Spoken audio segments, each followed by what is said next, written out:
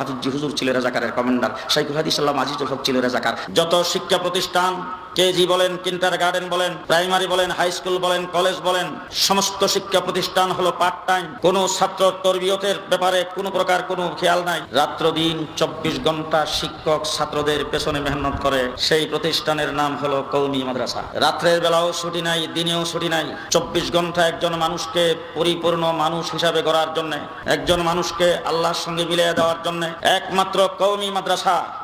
ছাত্রকে পড়াইবার সাথে সাথে তার তরবিয়ত দেওয়া হয়। আমরা মানুষকে মানুষ বানাই, চুপ ডাকাত বানাই না। সরকারি কোনো বাজেট ছাড়া, সরকারি কোনো বরাদ্দ ছাড়া মানুষের কাছ থেকে মুষ্টির চাউল উঠায়, মানুষের কাছ থেকে 5 টাকা 10 টাকা চাঁদা নিয়ে আমরা মাদ্রাসায় পড়ায়, মাদ্রাসাগুলোর থেকে হাফিজ হুজুর তৈরি করেছি। মাদ্রাসা থেকে আমরা আল্লামা আহমদ শফি তৈরি করেছি। মাদ্রাসা থেকে মুফতি ফজলুল হক আমিনী তৈরি করেছি। মাদ্রাসা থেকে পীর নাসারউদ্দিন তৈরি করেছি। মাদ্রাসা থেকে শাইখুল হাদিস তৈরি করেছি। মাদ্রাসা থেকে বেগম পাড়ায় বাড়ি বানানোর লোক তৈরি করি নাই। মাদ্রাসা থেকে দেশের সম্পদকে আত্মসাৎকারী তৈরি করে নাই। আমাদের মাদ্রাসাগুলোর থেকে আজ পর্যন্ত কাওয়া কাদের তৈরি করি নাই। আমরা আমার মাদ্রাসা থেকে আল্লাহর ওলি তৈরি করেছি, গাউস কুতুব তৈরি করেছি। আমার বন্ধুগণ 24 ঘন্টা মাদ্রাসায় সার্ভিস দেয়। আজকে গোটা বাংলাদেশের যত শিক্ষা প্রতিষ্ঠান, কেজি বলেন, কিন্ডারগার্টেন বলেন, প্রাইমারি বলেন, ছোট বাচ্চাকে নার্সারিতে ভর্তি করেছেন। সেই বাচ্চা যদি তার মা বাপ, তার অভিভাবক বাড়তি কিছু শিক্ষা দিতে চায়, তার স্কুলের, তার ক্লাসের কোনো শিক্ষকের কাছে যদি আধা ঘন্টা সময় অনুরোধ করে যে আপনি আমার বাচ্চাটাকে নিয়ে একটু বসবেন, ক খ গ গ পড়াবেন, ABCD তাকে একটু দেখাবেন, তাইলে প্রাইভেট টিউশন ফি গুনতে হয়। অল বাংলাদেশের কওমি মাদ্রাসা মাগরিবের পরেও ক্লাস করে, এশার পরেও ক্লাস করে, ফজরের আগেও ক্লাস করে। ছাত্র ঘুমাইছে, উস্তাদ ছাত্রর পাশে ঘুমায়, ঘুমের মধ্যে ছাত্রর খেয়াল রাখে। আজ পর্যন্ত কেউ দেখাইতে পারবে না কওমি মাদ্রাসা কোন শিক্ষক 1 টাকা প্রাইভেট টিউশন ফি গ্রহণ করেছেন। 2 নম্বর কথা বলতে চাই, কওমি মাদ্রাসার হুজুররা কত বছর বয়সে রিটায়ার করে? হযরত কাসেম নানতুবী রাহমাতুল্লাহি আলাইহি কত বছর বয়সে রিটায়ার করেছেন? মাহমুদ হাসান দেওবন্দি কত বছর বয়সে রিটায়ার করেছেন? শাইখুল হাদিস আল্লামা আজিজুল হক কত বছর বয়সে রিটায়ার করেছেন? শামসুল হক ফরিদপুরি কত বছর বয়সে রিটায়ার করেছেন? সারা জীবন মাদ্রাসায় লেখাপড়া করে, লেখাপড়ার থেকে ফারেক হওয়ার পরে মাদ্রাসায় খেদমত শুরু করে দিয়েছেন। আজীবন মৃত্যু পর্যন্ত মাদ্রাসার ডিউটি পালন করেছেন। একদিনের জন্য রিটায়ার। একমাত্র প্ল্যাটফর্ম কওমি মাদ্রাসা, যেই মাদ্রাসার আজীবন ছাত্রর পেছনে শিক্ষক মেহনত করার পরে, এলেমের খেদমত করার পরে, খানকার খেদমত করার পরে, দ্বীনি কাজে ব্যস্ত থাকার পরে শেষ নিঃশ্বাস মাদ্রাসায় ত্যাগ করেছেন। লাশটাও মাদ্রাসায়।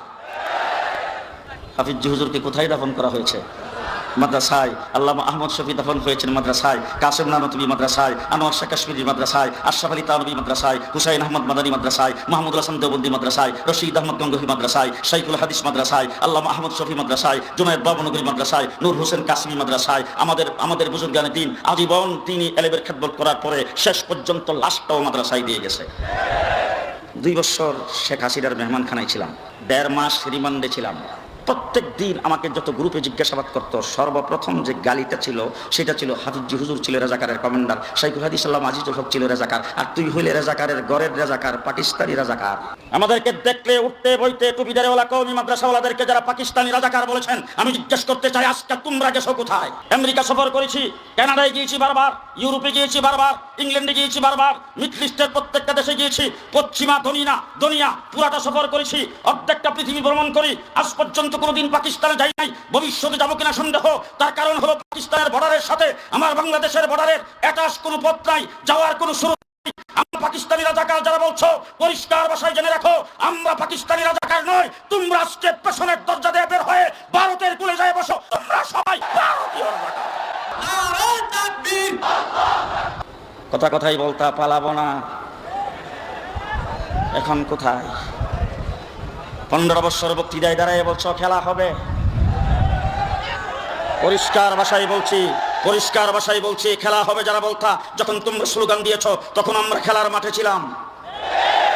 এই 15 বছরের ভিতরে আমরা শাপলা চত্বরেও ছিলাম, 15 বছরের ভিতরে ঢাকা গ্রাও ছিলাম, 15 বছরের ভিতরে রাজপথে মিছিল মিটিংয়ে ছিলাম, আন্দোলন সংগ্রামে ছিলাম। তোমরা খেলার কথা বলেছো, আমরা খেলার মাঠে ছিলাম। জেলখানায় যাওয়ার আগে যেই ভাষায় যেই শক্তিতে কথা বলেছি, জেল থেকে বের হইয়া সেই ভাষায় সেই শক্তি দিয়েই কথা বলি। আমরা খেলার মাঠে ছিলাম, খেলার মাঠ থেকে একদিন এদিক সেদিক যাই নাই, কিন্তু চূড়ান্ত খেলা আমরা মনে করেছিলাম তোমাদের সাথে খেলবো, কারণ তোমরা 15 বছর পর্যন্ত খেলছো।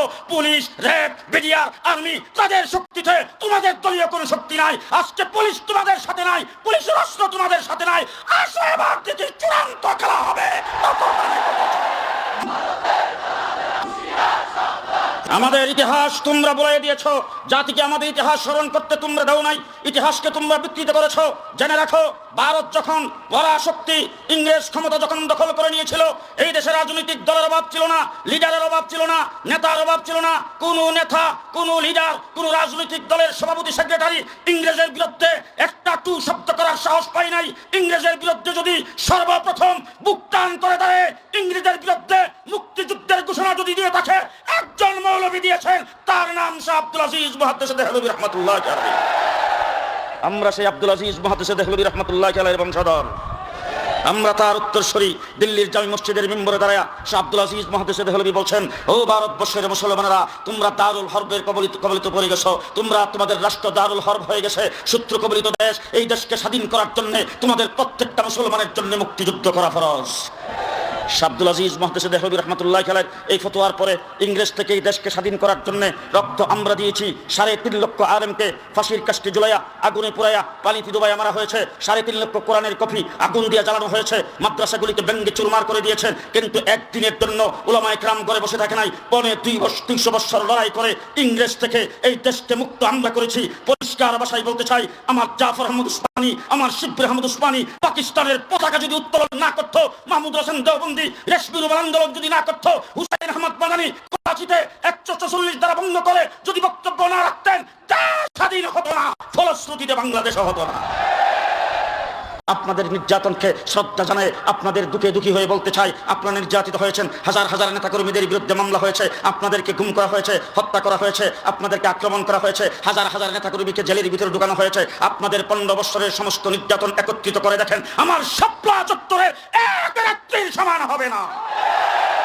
2024-এর 5ই আগস্ট দেশ যখন স্বাধীন হয়েছে, ব্রিটিশ সরকারের প্রধানমন্ত্রী আওয়ামী লীগ, ছাত্রলীগ, যুবলীগের সকলের কোনো খোঁজখবর না নিয়ে তাদের সবাইকে ইতিম করে যখন পেছনের দরজা দিয়ে বেগে চলে গেলেন। পুলিশ বাহিনী যখন বলছে, আমরা তো আওয়ামী লীগের চাকরি করতাম, আমরা হইলাম আওয়ামী লীগ, সুতরাং আমরা এখন আর পুলিশ লীগ ছিলাম, আমরা এখন আর পুলিশের চাকরিতে যোগদান করবো না। তারা যখন অব্যাহতি দিয়েছেন, রুট ঘাট গ্রামগঞ্জ সব জায়গায় যখন পুলিশ নাই, যখন আওয়ামী দোসররা অকারেন্স ঘটাইতে শুরু করে দিয়েছেন, তখন বাংলাদেশের গ্রামে গঞ্জের রুট ঘাট বাজার বন্দর পাহারাদারিতে যখন ছাত্ররা নেমেছেন, আমার কওমি মাদ্রাসার ছাত্ররা ছাত্রদের সাথে কাঁধে কাঁধ মিলে পাহারাদারির ব্যবস্থা করেছেন। গোটা বাংলাদেশের রাজপথগুলি যখন যানজটে পরিণত হয়েছে, ট্রাফিক যখন কোথাও ছিল না, স্কুল কলেজের ছাত্রদের পাশাপাশি আমার কওমি মাদ্রাসার ছাত্ররা পাহারাদারির ব্যবস্থা করেছেন। শুধু তাই না, ব্রিটিশ সরকারের প্রধানমন্ত্রী যায় বসছেন মুদির কুলে, কোথায়? সেখানে বসে সর্বপ্রথম তার কাছে যে কাঠটা ছিল, সেই কাঠটা ছিল সংখ্যালঘুদের উপর নির্যাতন হচ্ছে, সংখ্যালঘুদের উপর নির্যাতনের দোয়া তুলে গোলা পানিতে মাছ শিকার করবে। সংখ্যালঘুদেরকে রাস্তায় নামাই দিয়েছেন, মিছিল মিটিং শুরু করে দিয়েছেন, তাদের উপর নির্যাতন হচ্ছে। যেদিন আমরা এই কথা শুনতে পারলাম, ওই দিন থেকেই গোটা বাংলাদেশ হেফাজত ইসলাম ঘোষণা দিয়েছে, কওমি মাদ্রাসার ছাত্র শিক্ষক মসজিদের ইমাম যে যেখানে আছেন, হিন্দুদের বাড়িঘর, তাদের স্থাপনা, তাদের মন্দির পাহারা দিতে হবে। আমরা তাদেরকে পাহারাদারি করে তাদের শান্তি আর নিরাপত্তার ব্যবস্থা করেছি। আমার চট্টগ্রাম, নোয়াখালী, কুমিল্লাতে যখন বন্যার পানি ছেড়ে দিয়ে যখন সেখানকার মানুষকে পানিতে ডুবাইয়া মারার পরিকল্পনা যখন শেখ হাসিনার মোদি মিলে করেছে, তখন তাদের পাশে সর্বপ্রথম যারা দাঁড়াইছেন তারা হলো কওমি মাদ্রাসার উলামায়ে কেরাম।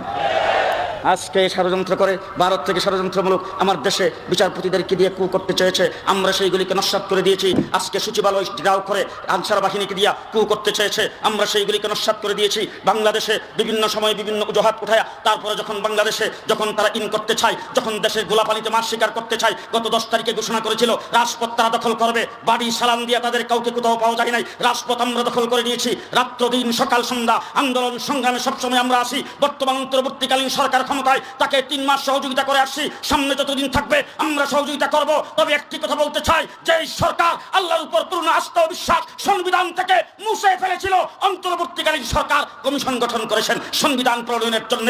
সেই সংবিধানে সর্বপ্রথম আল্লাহর উপর পূর্ণ আস্থা ও বিশ্বাস স্থাপন করতে হবে। রাজি থাকলে হাত তুলে দেখান।